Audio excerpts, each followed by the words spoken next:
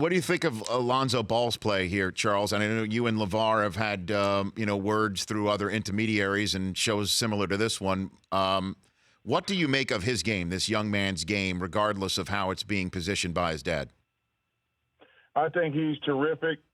He reminds me of a young Jason Kidd. He passes the ball like Jason Kidd, in my opinion, always moving it ahead, always making a great decision. He's perfect at making his teammates better. And then the thing that impressed me about last night was when everybody was struggling, I think Alford and Leaf were 1 for 10 at the half, and he came out and he scored to loosen them up.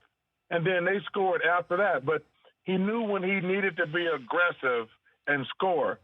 But, man, I tell you what, between him, that freshman Jackson at Kansas, I know a lot of people like the kid from Washington, but he's always hurt, so I haven't got a chance to see him play quite a bit. But I know the Jackson kid and the Ball kid, man, that's going to be a tough decision for somebody when the draft comes around.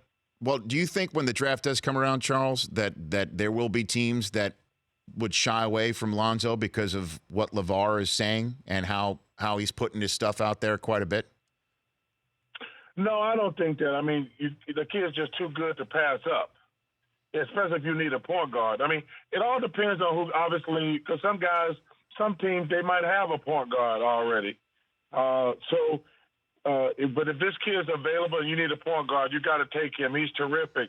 And the thing about the kid seems like a great kid. I mean, I think I finally got a chance to see him talk with this week.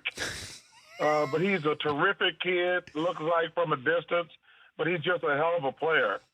Oh, can you blame his dad for doing what he's doing, though, with a platform? Yeah, I can. Oh. Yeah, I can. You don't have to say he's better than Steph Curry, a guy who's a 2-time MVP. Listen, we all think our kids are great. But I'm not going to say my daughter is better than Maya Moore.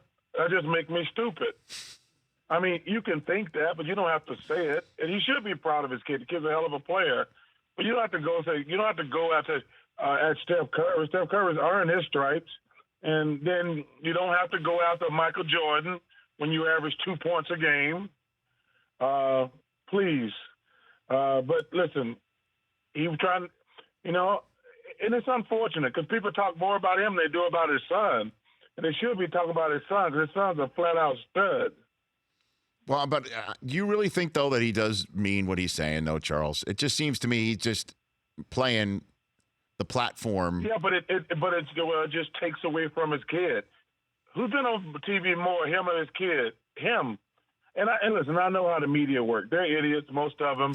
They just trying to get ratings and sound bites.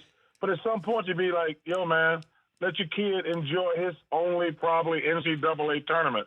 He don't want to be asking questions about you during the tournament. He doesn't want – Steve Alford don't want to be answering questions about you. Let them kids enjoy their tournament. I mean, because some of those kids never going to play basketball again after the next couple of weeks, and they got a chance to do something special. The Rich Eisen Show, weekdays at noon Eastern on Audience.